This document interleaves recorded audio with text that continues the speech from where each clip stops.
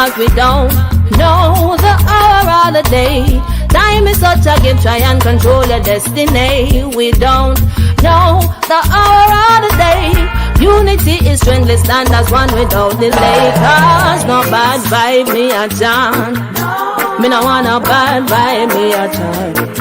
I just peace the times all around, yeah. No bad vibe me a chant.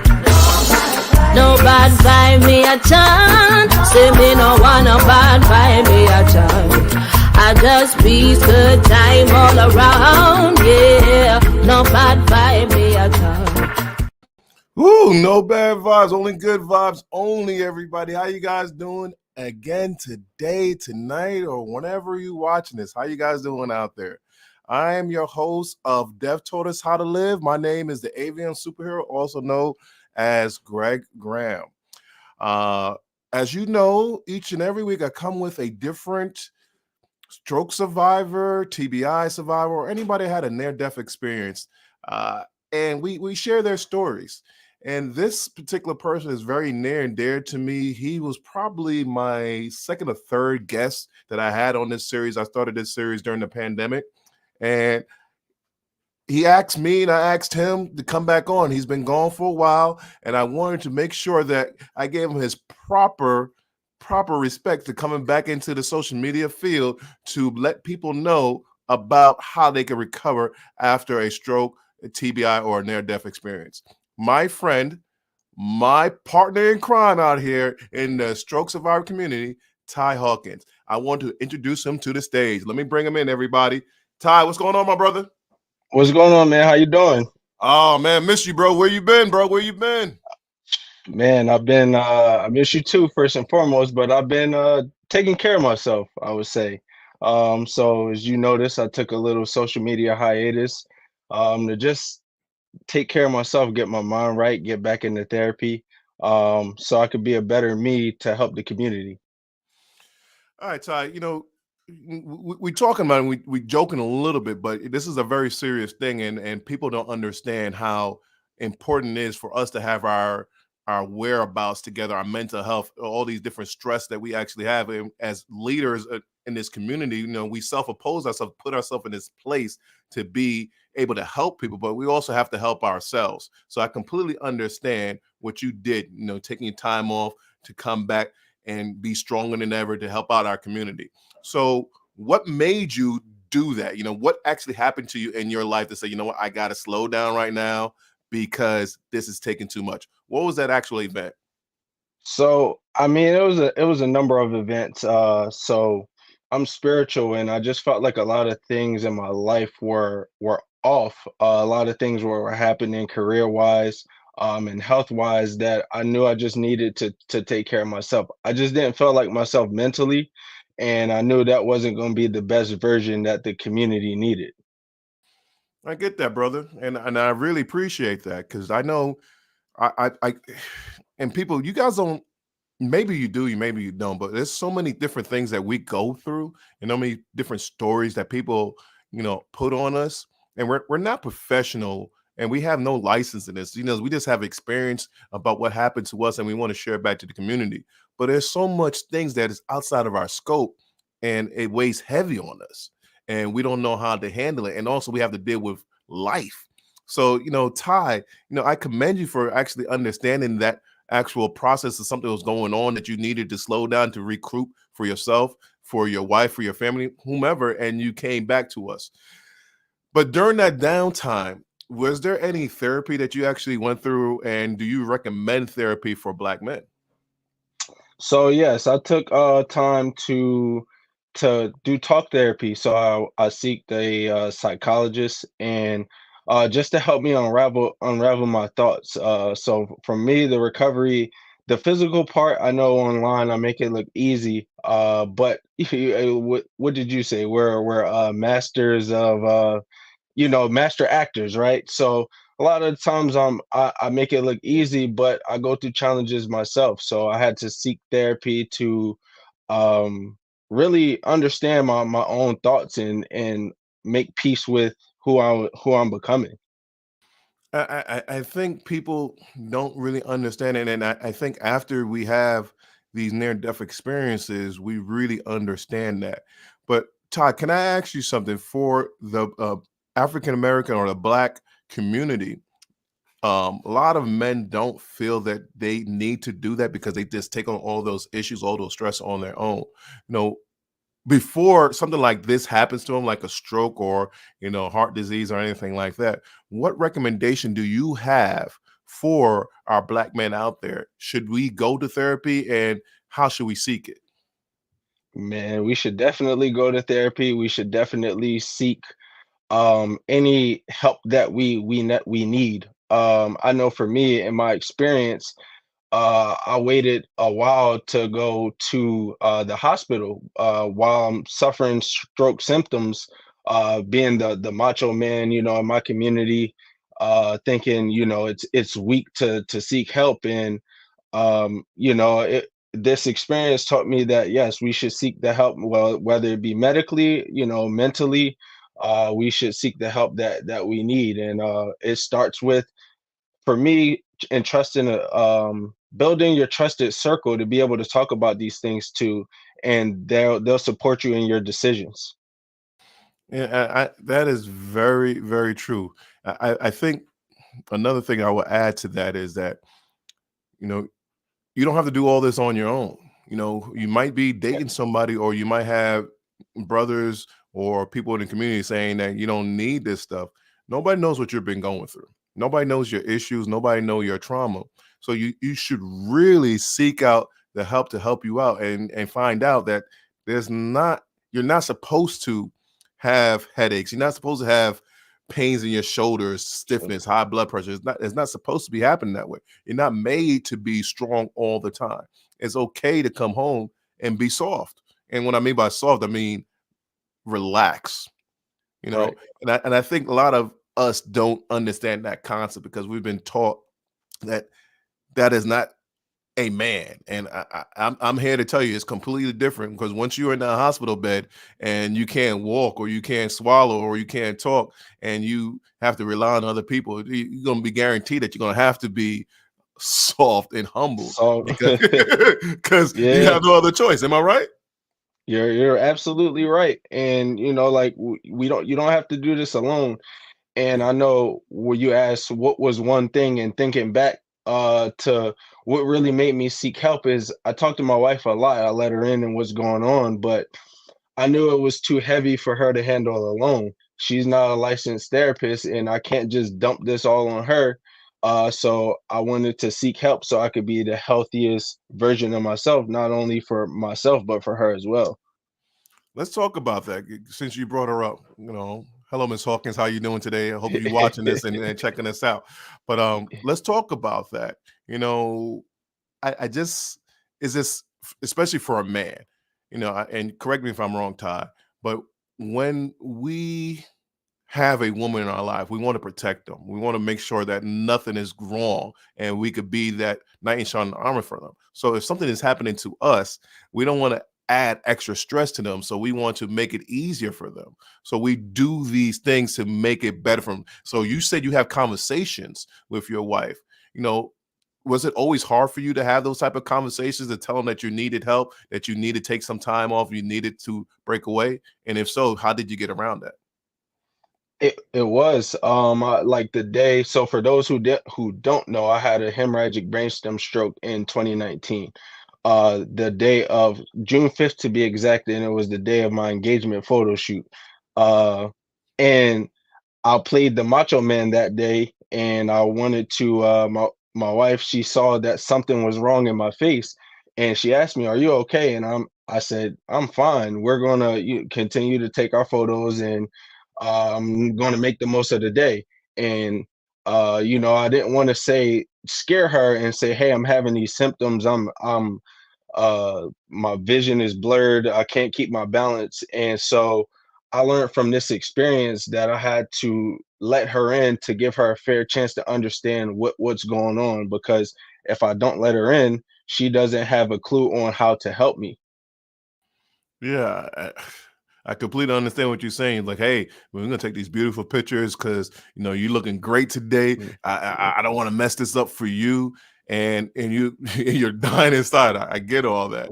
So can you talk about a little bit more about when you finally realized that I have to stop being this way? I have to stop thinking that this is what a man is supposed to be like. This is unfair to her, unfair to me.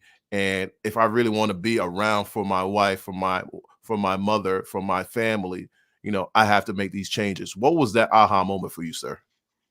When I found myself laying in bed for weeks at a time, not feeling motivated or wanting to do anything and not understanding why I was feeling this way. And then it internally I wanted to feel better, but it was just I was diagnosed with anxiety, PTSD, and moderate depression. And I knew I wanted to get better. I had to be the best version of myself for me in order to be the best version for those others that you named. And it was just a moment laying in bed, like I wanna feel better. And that was a day where I decided that I needed to get help. It's like I had that same type of revelations too when I was in my hospital bed and I couldn't walk, and I just wanted to be better for everybody around me. So I had to, swallow my so-called pride and start working towards getting myself better and leading by example.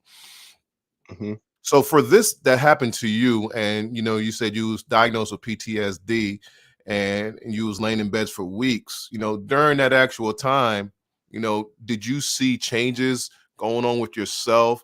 Was your marriage in turmoil and you had to figure it out to get better? Or can you just walk us through that particular moment? I know it's probably a difficult time for you, but can you walk us through that moment so other people that's out there that's going through this can understand that they're not alone and all of this? Also Right. tell us some tips and tricks that you use to actually get away from that depression, that dark place. So my marriage, my wife is great. My marriage was never in turmoil. She's always been there, supportive, and tries her best to understand what I'm going through, and because she went through it with me. Though I experienced it physically, it was changes for her as well. So, for me, it was more so about myself. I lost a lot of confidence in myself.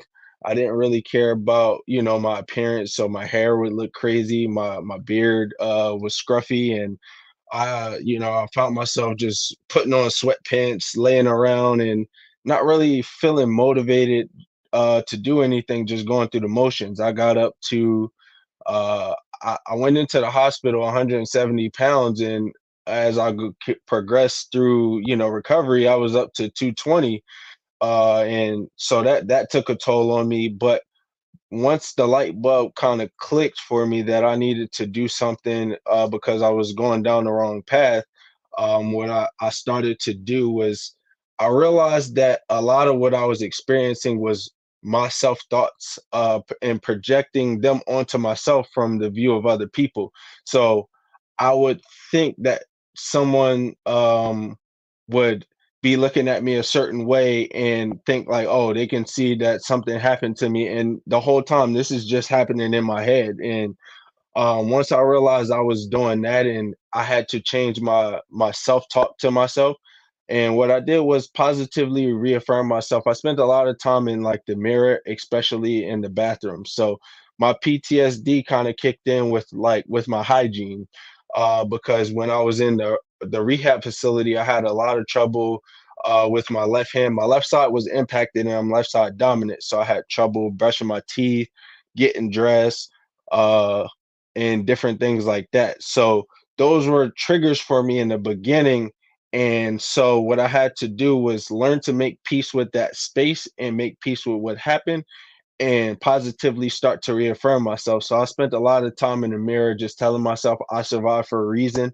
I'm here for a reason, and I have a purpose. And that just instilled a confidence in myself that I was ready to get back, or not get back to myself, but to find who I am to become.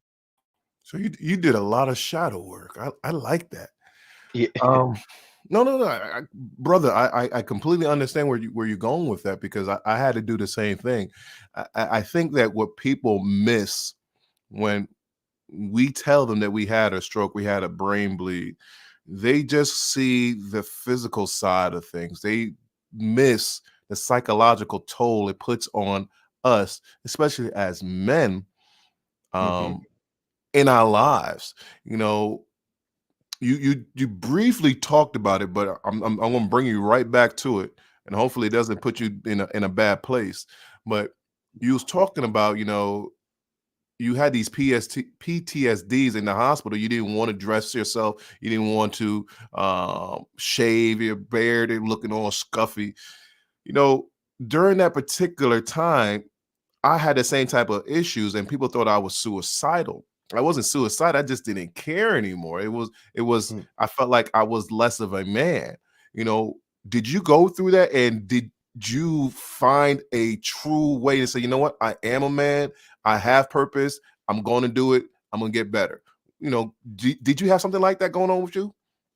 I did. So 3 months after my stroke, I got married, right? So I'm in a new role, and I'm thinking, how am I, to fulfill this duty? As a man, there was an expectation. My wife met me, I was totally quote unquote healthy, and this Right. happens, and Right. it's like, things change. At that time, I couldn't help around the house like I wanted to, Right. with taking out the trash, doing the laundry, vacuuming. I mean, and she still does a lot of that stuff, minus taking out the trash, because I know she'll kill me if I take credit for for the laundry and things like that. Right. Right. But Right. Right. Right. Right. yeah, I felt less of a man at points in time, because I'm like, how can I fulfill this role? And then future thinking of, when it's time to start a family, how am I going to be able to take care of children Mm, if one day, we're blessed to have children, so a lot of these things were playing in my mind, and it's I had to learn to be in the moment, to stay in the moment, and that's what really helped me, get back to wanting to be, not, and I say get back to, but find who I'm supposed to be, should I say. And just start taking care of myself again, because I went through a very traumatic experience, a near death experience, and I had to start thinking, it to me, it doesn't really get worse than that. So I have to show myself grace. I didn't give myself enough credit for what I overcame. First and foremost, God helped me through this, but right. I looked at it as I simply survived, right? And it took to hear, man, you've been really at this thing, you've been, what you did was amazing, and hearing that, and I was like, wow, I have to really start showing myself grace, and really showing my body grace for what it endured and it brought me through. Right. You know, you're saying a lot of interesting things, and you know, a lot of us go through the same type of, you know, process, and you know, we don't give ourselves grace. We don't give ourselves credit for what we have done, have gone through, and where we are today. Is that the reason why you're so adamant of what you do to show other people that they need to take it easy on themselves, be kind to themselves, be patient in themselves, and also, you know, doing your speeches and doing your books and things of that nature? Is this the reason why you do all this stuff? It's one of the reasons, that like the main reason, I would say, because I know it's ingrained in me, as because I was a college athlete, that I'm my worst critic. So it's always, how could I get better from game to game, practice to practice, and whatever, year to year, and that just carries on into life. And I didn't know how to separate that from just day to day. So for me, it was, I never really knew how to show myself grace, because I was always thinking of how I could get better. So once I learned to live in the moment, and appreciate the moment, I started to give myself grace. I reflected on where I come from and where I am, and that's one of the reasons why I see a lot of people struggle and say, "Hey, I want to get back to who I was," and it's give yourself grace, give your body grace for allowing you to be alive and be here and have made it through whatever experience you may be going through. Ty, brother. You're preaching to the choir. I really appreciate you preaching to us because this is very, very interesting. That we go through this, and I don't think people understand about our lives. They look at us, especially persons like yourself, myself, and other people in the community that we consider to be spokespeople for the community. You know, there is so much stuff that behind the scenes is going on. We put on a good face for you guys, like you said, great actors. That's who we are because we want to make sure that you have a fulfilling life. We do this for you guys, but off air, you know, a lot of us have invisible disabilities. There's a lot of things that's going on with us. Do you have invisible disabilities, and do you have any issues off the air? Of course. So I still go to therapy. I'm 5 years out and I still go to therapy, but my invisible disabilities stem from two rare diseases that were a result of the stroke. So I sweat irregularly. And I posted a story about that on Instagram where one of the cranial nerves was impacted that controls the way my body sweats.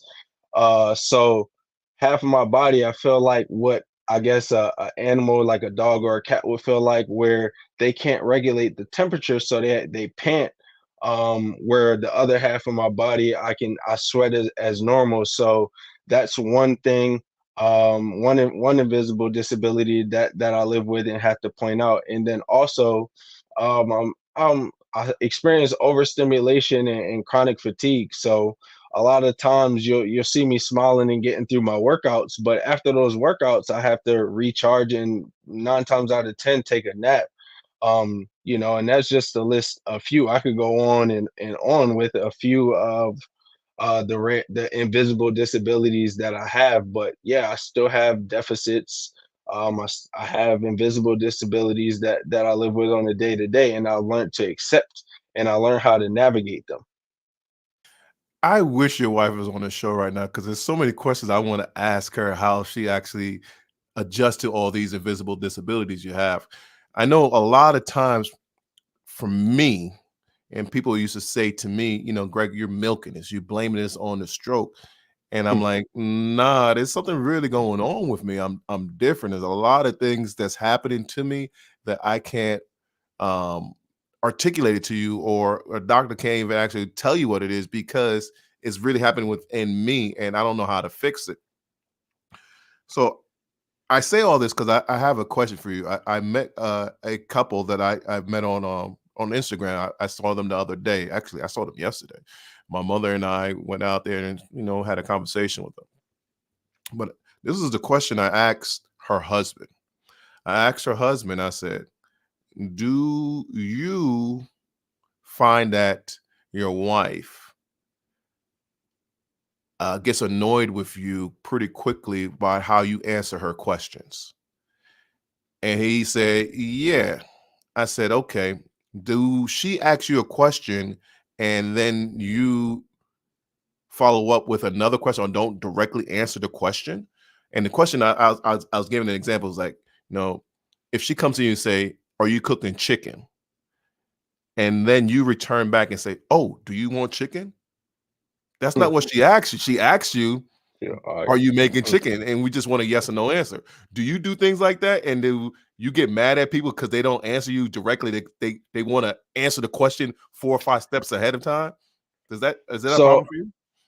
it is, but I know my wife for 10 years now. So she's a questioner, and I've already been used to that. So I know when she start asking a few questions, it's something, I'm like, what is the main question? So sometimes, um I'll try to get her to get to the point, but I've known her for a long time that I know what to expect. Now, on the flip side, for me, where the changes, I was know she's showing me a lot of grace, because I know, I would say, like, my patient, like, a lot of times I'm moody, or not a lot of times, but sometimes I'm moody, especially when I'm fatigued. And you might be able to hear it in my tone or in the bluntness of my answer, but she's shown me a lot of grace, and has been very understanding. But the reason why I bring that up because I thought it was just me. I thought I was the only one that did that because a lot of people get annoyed with me because I don't have the patience. And I just tell them, I'm like, hey, I'm asking you a straight question. Why are you Hmm. going about giving me different answers and you're not really listening to me? That's annoying. Hmm. So I was asking you, are you basically that same type of way? Not even with your wife, with anybody. Like if you ask them a question and there's 4 or 5 steps to trying to help you along with it, not taking that time to be patient with you, and also you start getting that moody thing, and they don't want to be around you because you're moody. Do you have that a lot? Did you notice that? Uh, I noticed that, but through therapy, I've been able to learn how to more so control it and get ahead of it. But yeah, I did notice, times where I'm like, hey, I asked this specific question, I'm looking for a specific answer to answer that question. And I had to learn, like I said, it got better through over the years and through therapy, but I had to recognize it first. Next question is a follow up to that. Do you get annoyed when people say you had a stroke? You look so normal. You look so young. How can you have a stroke? Does that get on your nerves? And what does that actually do to you if it does? Uh, What is it? What is it uh, about? uh, so I have mixed feelings about that one, right? Yeah. Because on one side, on one hand, is a testament to all the work that I put into recover, so I understand it. But then on the flip side, it's like, hey, I know I don't look like what I've been through, but it almost feels like a negation of what I experienced, and it's like, hey, you're too young. Nobody's too young. This can happen. My brother has lives with epilepsy. He had a hemorrhagic stroke at 4. Right. Um, and so we both have what's called cavernous malformation. So it's no too young, and that gets me from time to time because I almost feel like it negates my experience at times. Mm. So how do you explain to people that say that to you? Do you just let it go over your shoulders, or do you try to educate them on that? So at first I used to let it go over my shoulders, and then I realized I would hold on to that and be angry about it. And then I learned that I was given this story to be able to educate people. And then I had to learn patience enough to be able to educate them because, a lot of people I didn't know what the symptoms of stroke. I only thought strokes happened to older people, like, which is the stigma. So until it happened to me, I know being on the other side prior to that, hey, this only happens to older people. I followed the stigma, but now I realize, like, hey, I experienced this, I survived. I have to have patience and show people grace and educate them. Now if I take the time to educate you and then you don't try to learn or listen, then that's when I get frustrated. Mm. Okay. Okay. Let me ask you something, Ty. You said you're Hmm. 5 years out of having a stroke, right? Yep. I know for me, I'm about 6 years, going almost 7 years, and there were stages for me. Like first year, I was very concerned about, am I going to work again? Am I going to walk again? Am I going to be considered to be a man again? Then, that changed, but I was still depressed. Then the second year, I was dealing with, you know, going through the pandemic, feeling like a man, trying to date, so and so, going through a divorce, all that in the same time. And then every year, it's like something was changing within me. Did you have that same type of process? And is a twofold question. Did you feel like before you went to the next level that you was completely healed, and when you got to that next level, you was like, oh man, way off. I need to do this, that. Then when you get to that next level, you're like, okay, I thought I was there. Then that has to be done. Did that happen to you? So it did. So year one, so I'll start with saying my marriage saved my life because I had 3 months to get ready for. So my stroke happened June 5th of 2019. My wedding was set for September 27th. Doctor said, you probably should change your wedding date, and I refuse. Oh, you're going to need assistive devices. Made it to the wedding day without any assistive devices, walked down the aisle.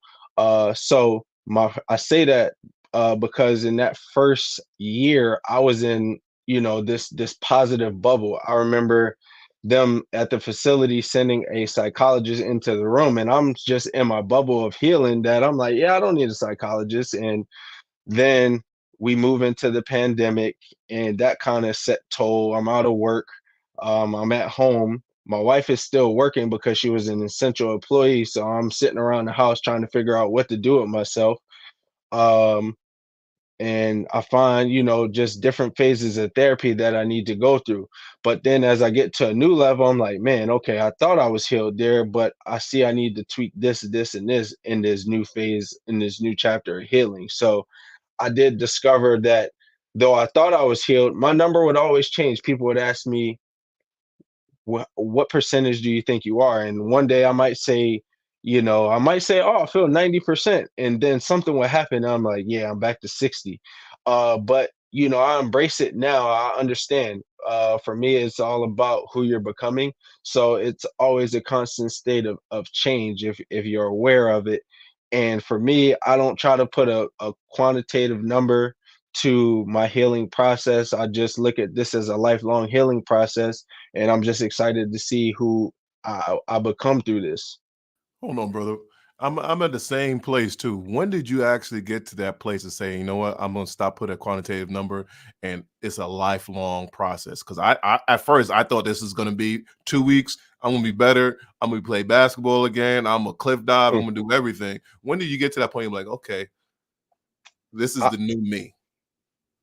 honestly didn't get to that point until I took my hiatus where so it wasn't until this year, honestly, until I really realized like, hey, okay, I'm truly different. I don't want to be who I was, because yeah, I was still seeking the athlete in myself and seeking who I was before, and that's why I was putting that quantitative number like, hey, this is what the percentage is, and then I stopped doing that because it put me in a negative headspace. So now I just look at it as, hey, I need to get up and do something to improve myself each day, 1% better each day, and you'll see progress.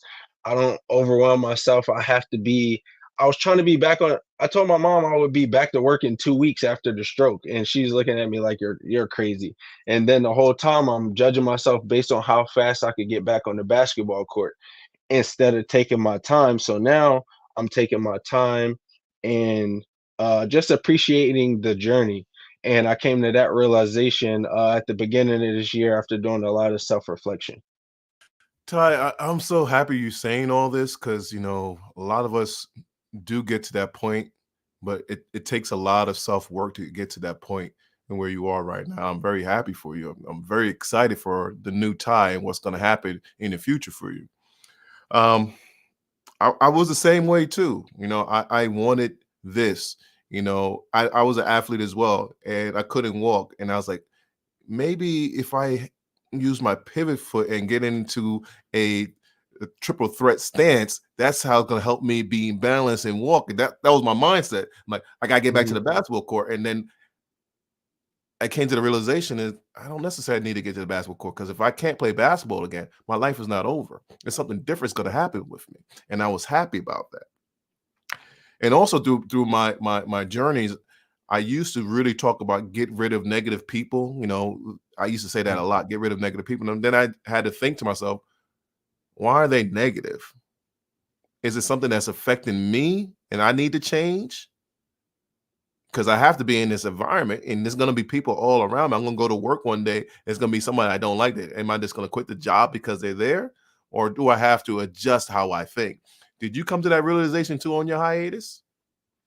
I did. I look now in situations. I always look at um what role I play in the situation. So it's not just, oh, this person is negative. It's like you said, hey, what am I doing? How can I be better? And for me, it's all about controlling. I always say control the controllable. So I always focus on what I can control. Hold on, So man. for You just me, said a it's word, man. You just say the word, man. Don't yeah, do that and just go away from it. You control the controllable. I like that. Keep on. I just want to make sure I heard yep, that. yep, Control yeah, the yeah. control. Go Control with it, bro. control the controllables. Um, you know, we get so wrapped up in life on trying to control everything. And I know, if you're not, everybody's not spiritual, but if you are spiritual, you know that God is in control ultimately. So I had to learn that I had to let go of control. And it's certain things that I can control, and there's certain things that are out of my hands. And for me, the biggest thing is I can control my attitude each day. I can control my effort each day. And these are lessons I learned in basketball. It's the effort that you show up with, the attitude you show up with, on top of the skills that you have. So for me, I just apply that to life now, and it's helped me tremendously because it allows me to hold myself accountable versus blaming everybody else. So I always look at what role I played in a situation, or whatever it may be, and that's helped me tremendously. Man, you're saying a lot right now, brother, and I really appreciate you actually bringing it down like that. It's like understanding that, and correct me if I'm wrong, it seemed like, and I think I had the same type of situations. My life before, I thought I was in control, even though I believed in God and everything, I just thought I could control everything around me. And then when I realized Hmm. I couldn't control things outside of me, only thing I can control is not even my physical body. I can't control if a disease is going to come in or not. I could do preventive measures, but if it's going to take me, it's going to take me. But I can control this, Hmm. and I can control what's coming out my mouth Right. and how I treat people. And once I realized that, then my life became much easier. I didn't need to go back and play basketball, but I could take the lessons from basketball, from football, and apply it to life. And I never put those two together. So is that what you're saying to me? That you taking the things that you had before and now you're applying in life and you're becoming a better human being? Right. You're equipped with the tools, and you just don't know when you need them, right? Right. So my mom always would say this to me. You're being equipped with the tools, and there's going to be a time when you need them. So that's exactly what I'm doing, taking those tools and applying them to life now to become a better person. Like you, I don't need to play basketball. Why I continue to pursue it is because I want to now, Right. not because I need to. Basketball doesn't control me anymore, like it used to. I felt that basketball determined my value in the world, and it didn't, and that's what we were taught, growing up where I grew up in the inner city, is that, I'm like, man, you're gonna make it out the hood and, buy my mom a house and things Right. like that, Right. right? And I attached my value to what my athletic ability, and I never really realized how to separate the two until now. So to me, this happened, I was stripped of. It's no coincidence that the the stroke that I had impacted my dominant side. It was, hey, I need you to realize that you're more than this, than Mm. what you're giving yourself credit for, and so I'm gonna have to strip you of this in order for you to grow and understand who you truly are. So would you say you became the light, or you was becoming the light? So I'll still say I'm still becoming the light. I have the light, and I hear that a lot. So I feel like the stroke was about becoming the light and understanding what it means to be a light in the world. And I'm still figuring it out. As like I became that light bulb, and I'm still figuring out how to be the best, most efficient light bulb. As electric companies try to make enhancements to their light bulbs and make them more energy efficient, I'm still making tweaks to how I shine my light and how to be the best light for myself and for others. Well, audience, Ty is being coy again. I gave him an alley oop and he didn't dunk. Yeah, I gave him an alley oop, he didn't dunk it, but he's being coy. so Ty I is an know what you author. want me to do. You want me to show this. You want me to show that. See, Ty is an author. That's the name of the title of his book. So let's go to your actual website and let's talk about how they can actually find your book and find more about you. So do you mind we Okay. bring up your website and talk about your actual book? No, I don't mind at all. All right, brother. Let's find your website. Give me a second. All right, I'm at your website, sir. Can you see it? Yes, I can see it. All right, talk me through this, man. So first off, the book is titled "Becoming the Light: Navigating Darkness After a Stroke," and I released it, a few years ago, and just like anything, you learn how to improve and tweak it. So as you can see on the website there, if you scroll down a little bit, it says I anticipated on re-releasing it on June 5th, which was the exact date of my stroke. But I didn't want to rush re-releasing this project. So I'm still working on some things to make it more inclusive to the community and to the experience that I want to present to people. So there are some tweaks still happening to the website and to the book.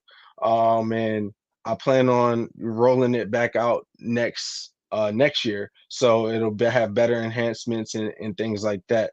But the book just details my experience with from day one. So I'll just go through a little synopsis. So the day I had the stroke, like I said, I was going through my engagement photos. My wife asked me, did I want her to take me to the hospital immediately after? And the macho man in me said, no, I just want to go home, eat, take a nap. And while I was asleep, I had a dream. As I keep mentioning, I'm spiritual, and in that dream, I was in like a spiritual space, a cloudy space, and I heard a voice, and it asked me, did I trust it? And I said, absolutely. It said, okay, son, well, we have to go. And I immediately woke up, tapped my wife, and said that I need to go to the hospital. And so the book details that and just my journey through the first phase of recovery. Okay.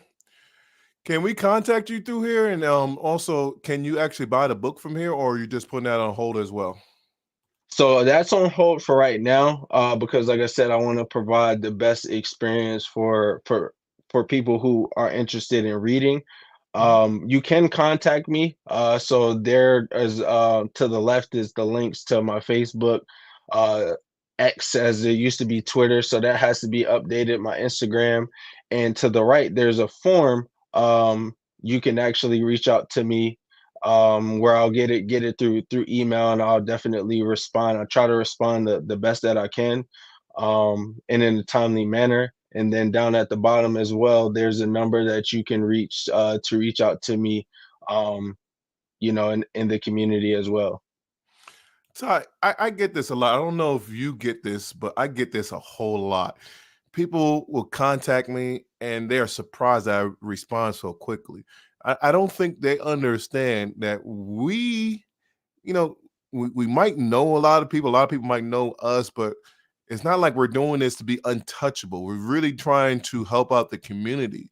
And I know for me, just doing this show, it gives me a sense of pride that I'm helping out, getting people's story, getting them out there to the public. Now, do you have that same type of drive within you, sir? Yeah, so for me, you see the hat. I'm just a basic celebrity. No, I'm kidding. This is my barber. This is the name of my barber's barbershop, Basic Celebrity Barbershop. So just being funny, but no, I got that a lot because I was before reels really became a thing. I was creating reels, and a few of them happened to go viral before reels and content creation really was a big thing. And I was just detailing my journey, Right. and my following grew overnight. I went from less than 1,000 followers to pretty much 14,000 followers. So when Right. people reach out, they're surprised that I respond, and I'm like, I'm human just like you. So I'm Yeah. not a celebrity, or I don't let the following get to my head like people would imagine. And I'm like, hey, don't be afraid to reach out. Even Right. people with bigger followings than me, I find myself reaching out to them, kind of Right. surprised that they respond. And I had to adopt that mindset like, hey, okay, well, if I'm responding to people, I understand the intimidation that they might have, or the surprise that they might have, because I experienced it myself reaching out to other influencers. But Right. at the Right. end of Right. the day, we're all human, and Right. life to me is about human connection. Stories are meant to be told, and I always say, your story could be someone else's blueprint. I saw that somewhere, and that just resonates with me. So that's why I'm very adamant about what I do in the community, and why I respond, because it's, hey, my story. I'm blessed to have this story, to be able to, it could possibly be a roadmap for someone else. Unfortunately, stroke doesn't end with us, unfortunately. So, what I feel like it's my duty to then be there for others who might experience something along the lines that I have. Isn't that a beautiful thing? Like at first we thought this is the worst thing we actually happened to us, and then all of a sudden, like, wow, this happened to me, and I know other people are going through this, and I want to help them. And it's beautiful that you get that feedback, that you hear that you help somebody. Am I right? Or am I wrong, brother? Uh, No, you're absolutely right. That's one of the biggest things. Like, I get messages. I'll post them here and there. It's like, hey, Right. Ty, you sharing, you posting, you give me hope, or you're inspiration. And, that fuels me to keep going and doing what I'm doing. It's such a great feeling. I feel that through this, I found my purpose. Like I said, I thought it was just, I'm gonna be an athlete, and basketball was what I do, and or was who I am, and it was only what I did at the time. But my true purpose is to, share my story to help others overcome whatever adversity that they might face, to show them that, your story is meant to be told, and that Yeah. we all have a resilience within us. We just have to find it. Ty, the hiatus thing that you've been talking about, I went through that so many different times. And you know what actually brought me back to say I can't stop? It's those type of messages. I'll get Hmm. messages from people like, you helped me out so much. You did this for me. I'm like, I'm just talking about my life. This is what happened to me. I'm like, I see what you did, and I'm so happy that you talked about it because I went through it. I didn't know how to get around it. So that makes me keep on getting up each and every day and doing this over and over and over again. Is that the same type of medicine for you? Yes, yes. It's so ironically, I don't take prescribed medication. So for me, that's, yes, that's natural medicine for me. And my healing process, it really like touches my heart when I hear that I'm helping someone's inspired by my story, motivated by my video, or Right, right. whatever the case may be. That's why I create the content that I do, and that's why I continue to do what I do. I took my hiatus, and I was, kind of itching to get back sooner, but I knew I needed to take care of myself first in order to be the best version to continue to do this. I hear you. Because it is heavy. It can be heavy at times. We aren't That's heavy. licensed professionals, but we listen and we take on these stories almost as if they're our own. And it's heavy at times, but so I knew I had to, just turn inward and focus on taking care of me. My grandfather would always tell me, like, if a plane is going down, you have to put your mask on first, Absolutely. and before you can help someone else, and you can't pour from an empty cup.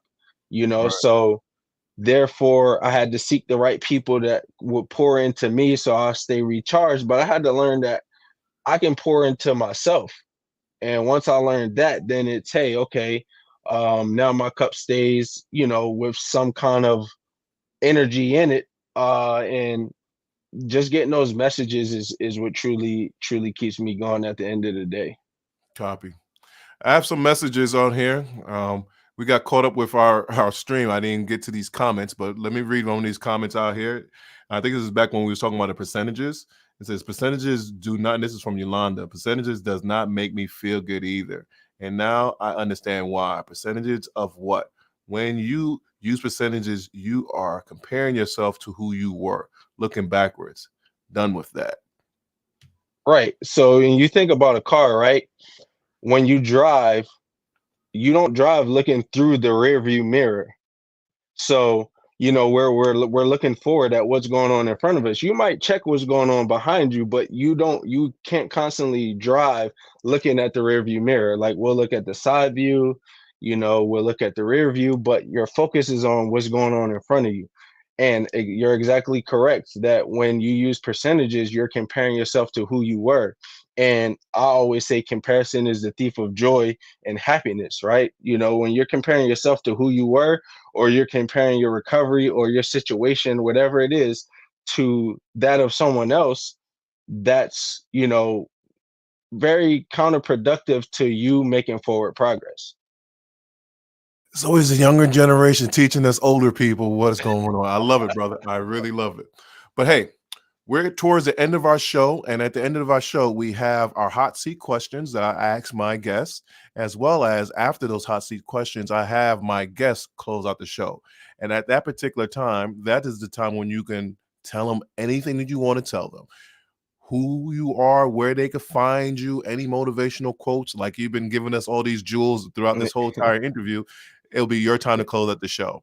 So without any further ado, let's bring up our sponsor name for our hot seat questions. It's actually my daughter, but she wants to be a sponsor for us. She wants to give back to the community. She does nails. She wants to make sure that all our stroke survivor women feels good and pretty and feel accepted in society. So she makes custom press-on nails. So go to her website, and if you want to donate something for some stroke survivor, or you want to buy for a stroke survivor, go here to estes.com/shop/press by Ricky1 and tell her the AVM superhero sent you. And now, without any further ado, Ty, let's get to our hot seat questions. And when we do our hot seat questions, when you're done with the answer, say, Greg, next question, please. So are you ready for your hot seat question, sir? I believe I am. Let's go with it. How did you get out of the darkness?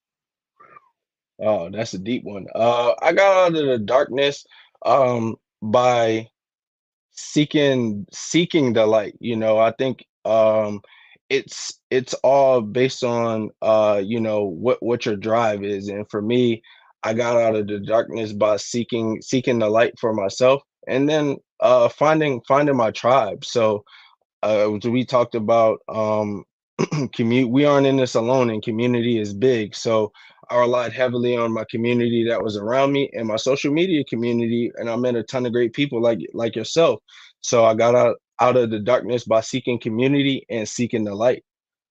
Next question. All right, sir. Here you go. Question number 2. What was the hardest part of stroke recovery? The hardest part of stroke recovery was accepting accepting the new me. I really wanted to be my old self, and I put a lot of pressure on myself to get back to that person. And I had to realize that that person was gone. I've grown through this, and that was the hardest part of my recovery was the mental aspect and accepting the new me. Next question. All right, sir. Here we go. Question number 3.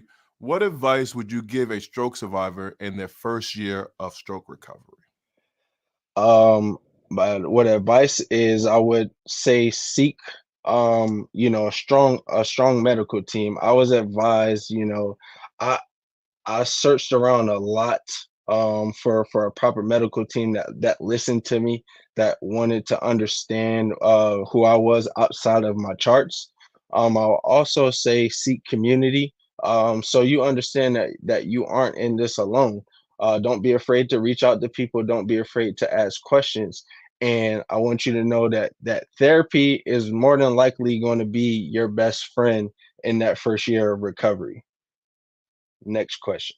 Okay, sir. Here we go. Question number 4. What misconceptions do people have about brain injury survivors?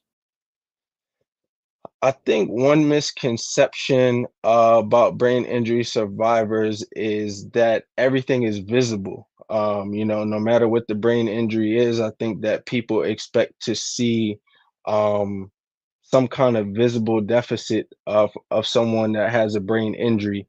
If not, then we're given a hard time. So I think one misconception is that your injury can be seen like a physical injury. Next question. 5th and final question, sir. What did the threat of death teach you? Well, to be cliche here, it taught me how to live. It taught me that I wasn't living the right way prior to. My priorities weren't in the right order. You know, life was about my career, then my family, and then my spirituality. And I had to flip that, where my spirituality came first, my family, of course, right after 1A, 1B, and then my career after that. And then it taught me who I truly am. So, you know, I can appreciate this experience because I've learned who I am, and I'm excited to see who I'm becoming.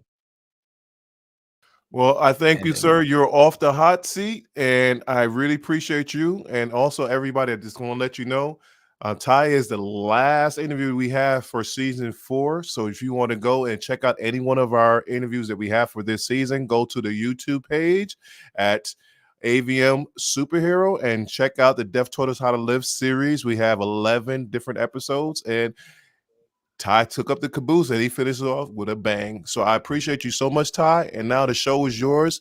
Do what you want with it, sir. Talk to you later, uh, everybody. I appreciate you having me, you know, first and foremost. But I just want to say, I'll end with this, to everybody. I see you, I recognize you, and I love you. You know, we need to spread love and recognition throughout the world, and we need to be able to see each other for who we truly are. And I want you to know that no matter what my social media numbers might be, I'm human at the end of the day. So don't be afraid to reach out. I'm human, and I see you, I recognize you, and I love you. And I want to leave you with one piece of advice, that life is not about who you once were. It's about who you currently are and who you have the potential to become. So don't forget it, you know, seek out who you are and really tap into that potential. It's never too late to become who you're supposed to be. And I want to leave y'all with that. And you can find me at to the T 2.0 on Instagram. So it's TWOTHET 2.0 on Instagram, or I'm just simply at to the T on X, which was Twitter, or my name on Facebook is Tymiak Amir Hawkins. So it's Tymaik, and last name Hawkins, Hawkins. And you know, don't hesitate to reach out if you have any questions, you need any support, reach out and I'm here for you. And if I don't have the answers, I'll try to provide you or point you in the right direction of where you can find some answers from. And I'll be catching y'all, you know, hopefully on social media, or catch y'all in life sometime.